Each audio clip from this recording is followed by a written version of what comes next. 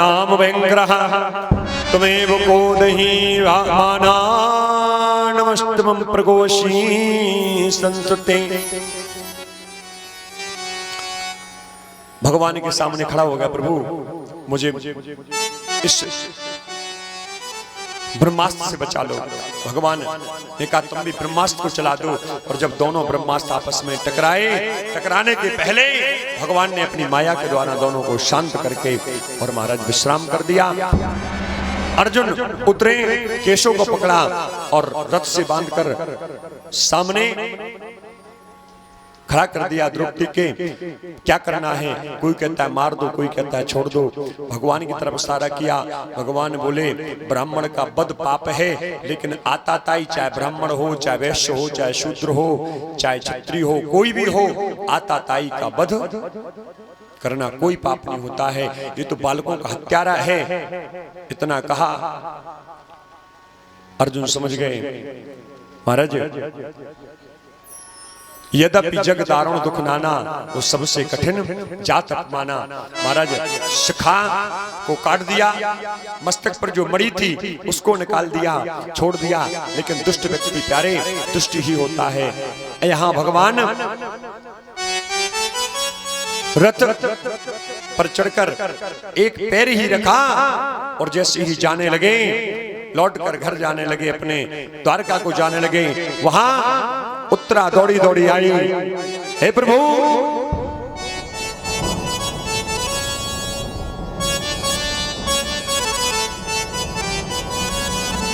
किम मामा जी यह क्या गूढ़ भेद, कुछ नहीं समझ में आता है।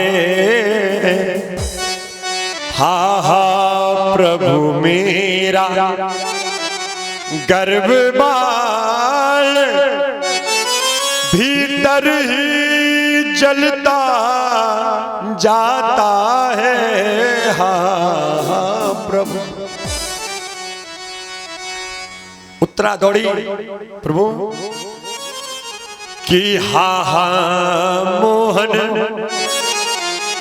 हा हा मामा, हा हा मोहन, दासी पर आज दया कीजिए, मेरे जीवन को ले लीजिए, पर मेरे प्राण बचा लीजिए। मेरे जीवन को ले लीजिए पर मेरे प्राण बचा लीजिए। आज उत्तरा सबसे पहले भगवान के पास ही क्यों गई? उसका कारण है क्योंकि उनकी सासों ने बताया था द्रौपदी ने कि बेटी जब जीवन में संकट आए ना तो संसार के पास नहीं जाना, सीधे परमात्मा के पास जाना, क्योंकि संसार के लोग कुछ नहीं करेंगे। संसार पर मुझे भरोसा था, मेरे 5 पति, गुरु द्रोण, भीष्म पितामह, कृपाचार्य, जिसके पास भी जाती महाराज सब नीची निगाह कर लेते। हम लोग करते ना जय जय श्री राधे, हाथ क्यों खड़ा करते हैं? भगवान के सामने समर्पण करते हैं। जब डकैत अपने आप को सरेंडर करता है ना तो दोनों हाथ ऊपर उठा के आता है, शस्त्र नीचे डाल के। द्रौपदी के जब चीर खिंच रहा था कि 5 पति हो मौन बैठे, चित्र से आके हुए, गर्जा दुर्योधन सभा में खींच कर लाओ से।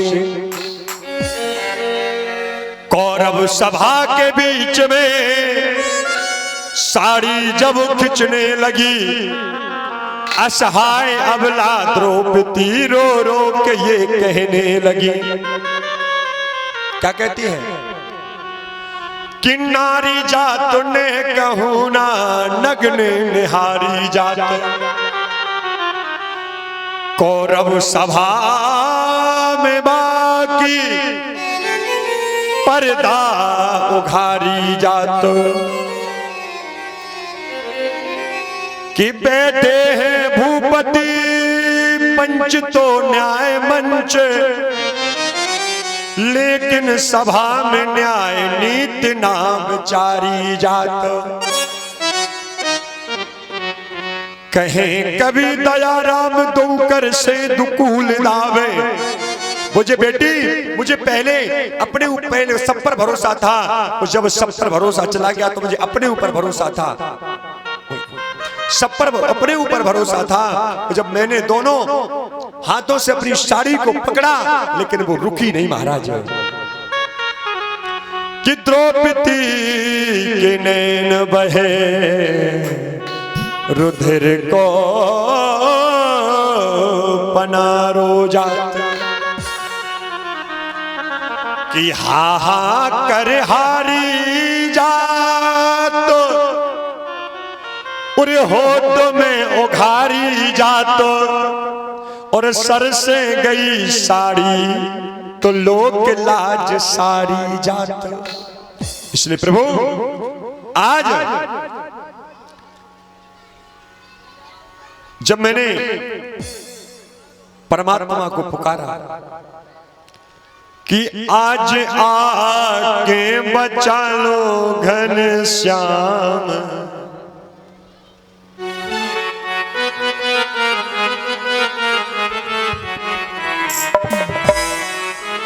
सभी लोग बड़े भाव के साथ आज आके बचा लो घनश्याम, लाज गई मोरे तन की। आज आके बचा लो घनश्याम, लाज गई मोरे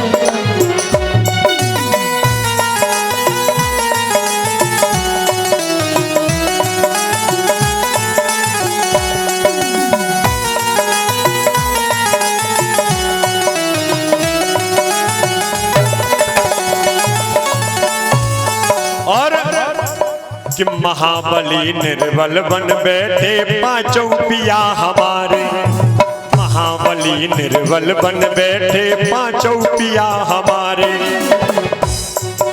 भीष्म पितामह मौन साधे बेबस गुरु बिचारे। भीष्म पितामह मौन साधे नीचे है रेंजे, नीचे है रेंजे राजा तमाम, लाज गई मोरे तन।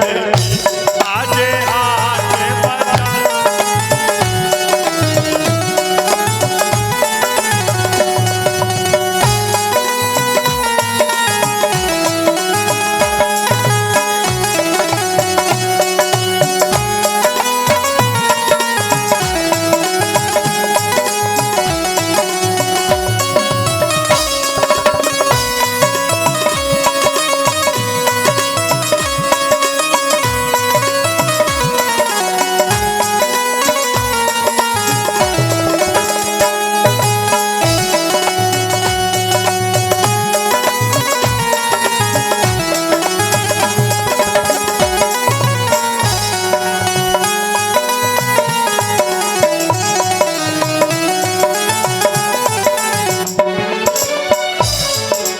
करवे नगन बदन दो शासन, हस हस देवे तारी। करवे नगन बदन दो शासन, हस हस देवे तारी। और सारी तन से सरक गई तो लोक लाज गई सारी। सारी तन से सरक गई तो लोक लाज गई सारी। अब हाथ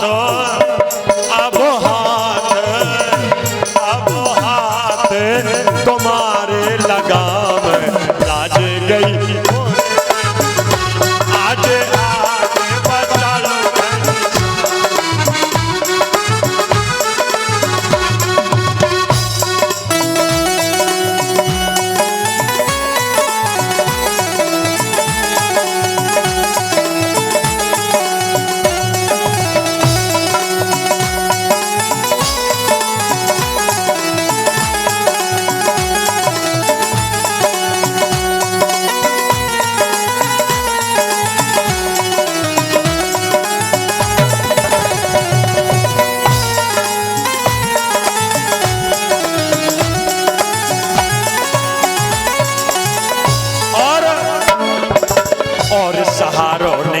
सुन लो तेरे बहन की भैया, और सहारो नैया सुन लो तेरे बहन की भैया।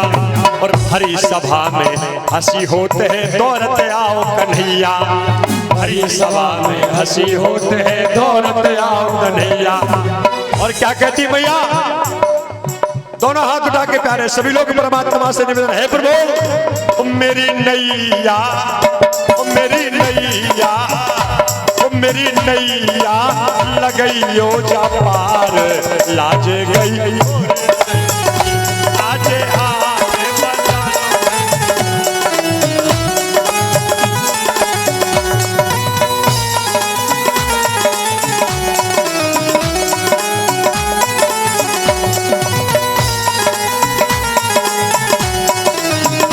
गई मोरे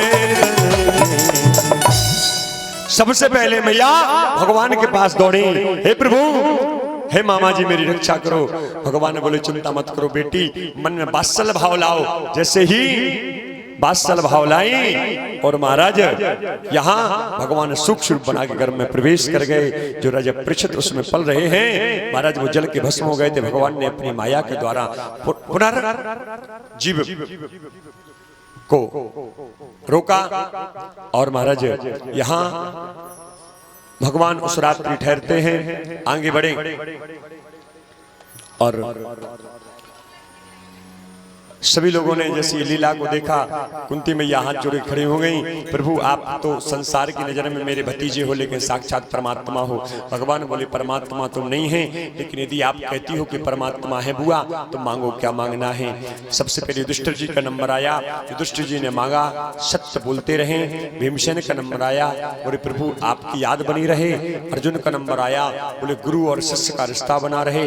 नकुल और सहदेव का नंबर आया, प्रभु आपके चरणों में प्रेम बना रहे। सुभद्रा का नंबर आया, बोले प्रभु आपके चरण पिंजड़ा है, मेरा मन पंछी है। आपके चरण रूपी पिंजड़े हैं, मेरा मन रूपी पंछी कैद हो जाए। द्रौपदी का नंबर आया, प्रभु सखी और सखा का रिश्ता बना रहे। कुंती में बुआ का नंबर आया, महाराज बोले संसार के में जितने कष्ट हैं वो हमें दे दो। बोले क्यों, ऐसा क्यों बोले बुआ? बोले क्योंकि आज जब दुख था तो आप साथ थे, तो आज जब सुख आ गया तो आप हमसे दूर जा रहे हैं। सुख के माथे सिल पड़े हरि हृदय से जाए, और बलिहारी व दुख की जो पल पल नाम जपाए। महाराज सुख और दुख मिठाई और खटाई की तरह होता है। मिठाई सुख होता मिठाई की तरह। महाराज तरह की व्यक्ति के ऊपर सुख आ जाए तो वो हाथी की तरह मतवाल चाल चलने लगता है।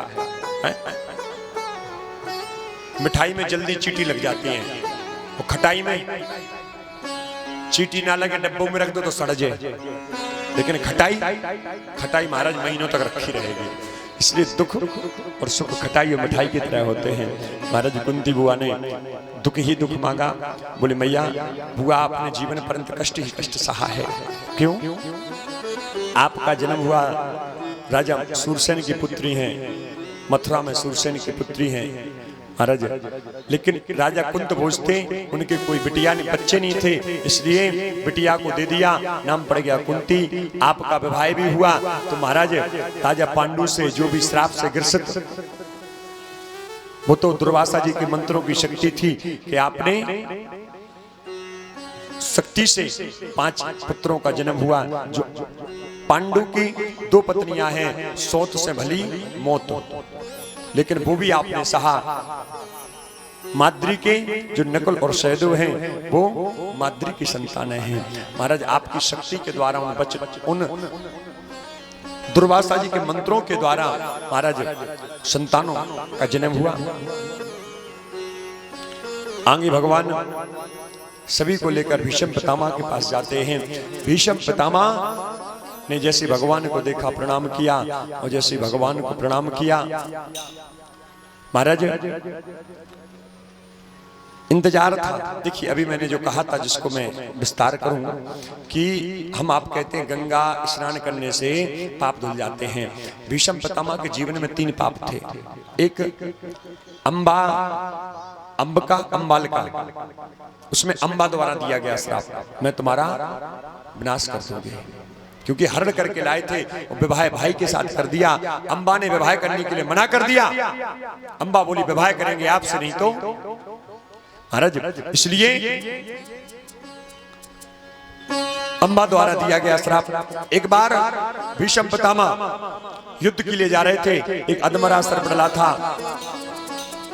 उसको तरकस से तीर निकाला, उठा के एक झाड़ी पर फेंक दिया। उस झाड़ी पर जैसे ही फेंका हजारों कांटे चुभ गए, उसने श्राप दे दिया। तो तीसरा पाप, द्रौपदी को भरी सभा में नग्न किया जा रहा था, लेकिन फिर भी भीष्म पितामह ने नीची गर्दन कर ली। पितामह के पास सामर्थ्य थी, पितामह चाहते, पितामह इतना बल था कि पितामह यदि एक हुंकार भर दे तो संसार में ऐसा कोई योद्धा नहीं था जो पग बढ़ा दे। लेकिन फिर भी आपने सामने पाप होते देखते रहे। जीवन में 3 पाप कौन थे? गंगा पुत्र भीष्म, गंगा पुत्र थे, और उनने भी जो कुकर्म किया, जो गलती से पाप हुआ या जो गलती की, उसकी भी सजा। और चौथा वरदान क्या था? इच्छा मृत्यु का वरदान। लेकिन इच्छा मृत्यु जब तक नहीं मन में आ पाई, जब तक पाप किया हुए पाप का एक एक खून का एक एक बूंद जब धरती में समाहित जब तक नहीं हो गई, जब तक प्राणों का परत्याग नहीं हुआ। प्यारे, मरने के बाद सब स्वर्गीय होते हैं, स्वर्ग भी यही है और नरक भी यही है। मरा हुआ आदमी बता नहीं सकता कि हम स्वर्ग में गए कि नरक में, और जिंदा आदमी जा नहीं सकता है। इसलिए यही स्वर्ग है, यही नरक है। जब कोई व्यक्ति महीनों डला रहता है तो हम ही लोग कहते, बोले ये कर्म भोग रहा है अपने कथ, बोले नरक भोग रहा है, नरक यही नरक है, यही स्वर्ग है। वहां तो किसी को पता नहीं, जो पता नहीं उस दुनिया का क्या वर्णन करना, लेकिन जो यहाँ है उसको जीवन जियो, भूल से भी कोई पाप ना हो। जब गंगा मैया ने अपने पुत्र के पाप नष्ट नहीं कर पाया तो हमारे तुम्हारे नहीं कर पाए। इसलिए जो आपने किया है उसका फल तो आपको मिलेगा ही मिलेगा, ये यथार्थ सत्य है। बोले भक्तवत्सल भगवान की, भगवान ने दर्शन दिए और यहाँ भीष्म पिता ने अपने प्राणों का परित्याग किया। भगवान द्वारका को जाते हैं। यहाँ कुछ समय व्यतीत होता है कि उत्तरा ने एक सुंदर बालक को जन्म दिया। 4 दशों दिशाओं में चिता रहा है, देख रहा है। जो छवि मुझे गर्भ में दिख रही थी वो छवि बाहर क्यों नहीं दिख रही? ब्राह्मणों ने, संतों ने नाम रख दिया परीक्षित। बोले परीक्षित महाराज की जय। परीक्षित थोड़े बड़े हुए और यहाँ पांडवों ने राजा परीक्षित को राजा बनाया और राजपाट सौंपकर वन के लिए प्रस्थान कर जाते हैं। और जैसे एक दिन राजा परीक्षित ने सोचा कि चलो हम नगर में चलें, देखते हैं कि क्या होता है, हमारी प्रजा सुखी है कि दुखी है। जैसे बड़े देखा कि एक काला गलूटा व्यक्ति एक गायों पर सबको सता रहा है। तलवार निकाली, जैसे तलवार मारने लगे, शरण में गिर गया, प्रभु मैं आपका सेवक। कौन हो? बोले मैं कलयुग हूं। कलयुग? मेरे राज्य में आने की हिम्मत कैसे हुई? बोले जहां देखो आप ही का राज्य है।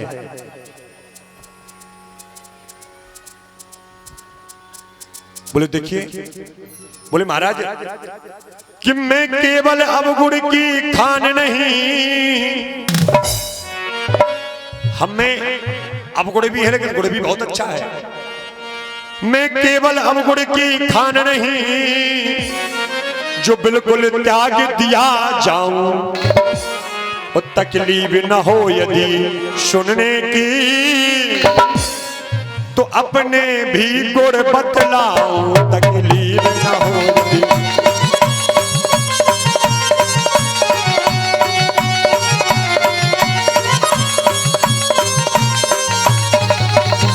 क्या गुण है? बोले एक गुण है। कौन? कलयुग केवल नाम आधारा, कलयुग केवल नाम आधारा, कलयुग केवल, कलयुग केवल नाम आधारा, सुमर सुमर नर उतरहि पारा, कलयुग केवल नाम आधारा, कलयुग केवल नाम आधारा, सुमर सुमर नर उतरहि पारा। बोले ऐसे नहीं, गुरु तो बहुत अच्छा है, लेकिन जहां हम कहें वहां तेरा वास हो। बोल ठीक है। धूतम पानम स्त्रिया सुना यत्र धर्मा चतुर्विधा, जहां जुआ खेला जाता हो वहां कलयुग तेरा वास हो, जहां शराब पान होती हो वहां कलयुग तेरा वास हो, पर स्त्री गमन होता वहां कलयुग तेरा वास हो, जहां हिंसा होती वहां कलयुग तेरा वास हो। बोले 4 जगह आपने अपने पसंद की दे दी, 1 जगह हमारी पसंद की दे दो। बोले बोलो। बोले स्वर्ण में वास हो। बोले तथास्तु। जैसे इतना कहा, जब कहा परीक्षित ने इतना,